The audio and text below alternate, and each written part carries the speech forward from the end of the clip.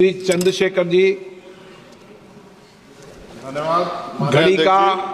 घड़ी का और समय का ध्यान रखो। 6:30 बजे मंत्री जी मैं का जवाब आना है। आपके एक से एक शब्द की वैल्यू समझता, आप कहो मैं बैठ जाऊंगा सर। नहीं बोलिए, आपको बोलने के लिए देश की जनता ने भेजा है। धन्यवाद, धन्यवाद अध्यक्ष। हम आपदा प्रबंधन संशोधन विधेयक पर विचार कर रहे हैं सर, जिसमें मूल अधिनियम की 79 धाराओं में से 51 धाराओं में संशोधन का प्रस्ताव है। हालांकि ये संशोधन आवश्यक हो सकते हैं, परंतु यह तरीके कुछ जटिल हो सकते हैं, खासकर नए सदस्यगण मेरे जैसे के लिए, जिन्हें मूल अधिनियम और संशोधन विधेयक दोनों का अध्ययन करना पड़ता है। इस विधेयक की समझ में कठिनाई हो सकती है और विधायी प्रक्रिया में जटिलता आ सकती है। इस संदर्भ मेरा सुझाव है कि यदि संशोधन विधेयक के माध्यम से मूल अधिनियम को ही प्रतिस्थापित करके एक नया विधेयक प्रस्तुत करे, तो यह न केवल विधेयक को अधिक स्पष्ट और समझने में आसान बनाएगा, बल्कि लेजिस्लेटिव ड्राफ्टिंग प्रक्रिया को भी सरल कर देगा। वर्तमान में संविधान की 7वीं अनुसूची में इसकी स्पष्ट एंट्री का उल्लेख नहीं किया गया है। मंत्री जी कृपया यह बताने का कष्ट करें कि वर्तमान विधेयक संविधान की 7वीं अनुसूची के किस एंट्री में कवर है। यह प्रश्न इसलिए महत्वपूर्ण है क्योंकि यदि हम इसे संविधान की 7वीं अनुसूची में स्पष्ट रूप से दर्ज करते तो यह विधेयक लाने का आधार और संसद की विधायी शक्ति को स्पष्ट रूप से मान्यता मिलती। इसके बिना यह विधेयक संविधान के तहत अपनी पूरी वैधता का दावा नहीं कर सकता, जिससे इसे लागू करने में होने में अस्पष्टता उत्पन्न हो सकती है। इसलिए मेरा सुझाव है भविष्य में इस प्रकार के विधेयक लाते समय संविधान की 7वीं अनुसूची में आपदा प्रबंधन के लिए एक स्पष्ट प्रविष्टि जोड़ी जाए, ताकि संसद की विधायी शक्तियां स्पष्ट रूप से विधेयक और औचित्य की तरफ पूरा करें। मेरा प्रश्न केंद्र सरकार द्वारा राज्य को आपदा के समय धनराशि और अन्य सहायता प्रदान करने की तरीके से संबंधित है। हम सभी जानते हैं कि जब भी कोई आपदा आती है, केंद्र सरकार विभिन्न राज्यों को राहत देने के लिए धनराशि और सामग्री भेजती है। हालांकि यह देखा गया है कभी कभी सरकारें अपनी पार्टी शासित राज्यों में को प्राथमिकता दी, जबकि विपक्षी दल द्वारा शासित राज्यों को धनराशि कम, विलंब और भेदभाव पूर्ण तरीके से दी जाती है। इस भेदभाव का राजनीतिक विवाद और आरोप प्रत्यारोप उत्पन्न होते हैं। विशेषकर जब आपदा की स्थिति गंभीर होती है तो यह भेदभाव और देरी राज्यों के लिए अधिक संकटपूर्ण हो सकता है। इसलिए मेरा सुझाव है इस विधेयक में एक स्पष्ट प्रावधान होना चाहिए, जिसमें यह सुनिश्चित किया जाए कि सभी राज्यों को आपदा के सहायता समान रूप से समान मानकों के आधार पर दी जाएगी।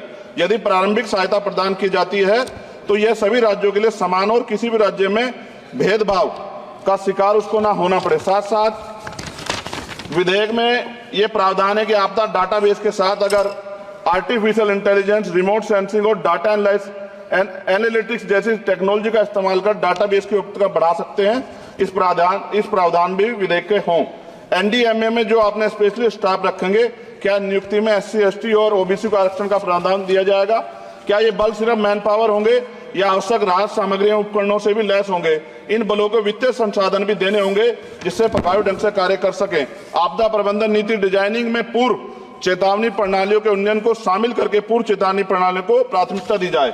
आपदा प्रक्रिया कोष में ऐसे प्रावधान होने चाहिए कि आपदा होने के 24 घंटे में ही प्रभावित राज्य जिला प्रशासन को एक निश्चित प्रारंभिक राशि जारी हो सके।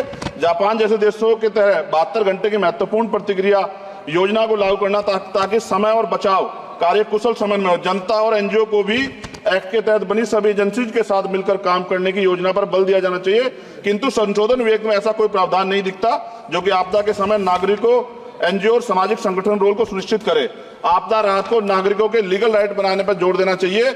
और अध्यक्ष जी, सबसे महत्वपूर्ण ये है, आपदाओं में अपने परिजनों और संपत्ति को खोने वाले व्यक्तियों के मानसिक स्वास्थ्य को सहायता प्रदान करने के लिए मनोवैज्ञानिक पुनर्वास कार्यक्रम को आपदा प्रबंधन नीतियों में एकीकृत करने की आवश्यकता है।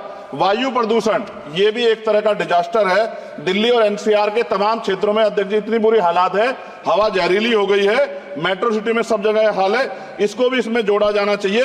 लोगों का जीवन कीमती है, लोग जब सुरक्षित नहीं रहेंगे तो फिर जीवन कैसा? सर, नगीना लोकसभा क्षेत्र से मैं आता हूं सर। किसानों को हर बार बाढ़ के कारण नुकसान होता है और जब वो जाते हैं दफ्तरों में तो अधिकारी धमकाकर भेज देते हैं वापस। कोई मुआवजा नहीं मिलता, मुआवजा के नाम पे खाना पूर्ति होती है। सभी लोगों में चिंता है अध्यक्ष जी। इसलिए मैं माननीय मंत्री जी से मांग करूंगा कि जो मांगे हम देश में रखी हैं, अगर उनको जोड़ दिया जाए तो इसका फायदा आम जनता, किसानों, सब उन वर्गों को मिलेगा जिनके लिए हम लोग सोचते हैं। और भारत बड़ा देश है, बड़ा भूवर्ग है, कहीं बाढ़ है, कहीं अग्नि है, कहीं जो है रेत की समस्या है, तमाम तरह की मुसीबतें यहाँ है। तो मैं माननीय अध्यक्ष जी आपके माध्यम से सरकार से मांग करता हूं और माननीय मंत्री जी से कि इस बिल पे, जिस विधेयक को और मजबूत करें जिससे इसका लाभ जनता को। माननीय अध्यक्ष जी आपका धन्यवाद। नहीं, नए सदस्य, लेकिन उन्होंने बहुत अच्छा विधेयक पर बोला है।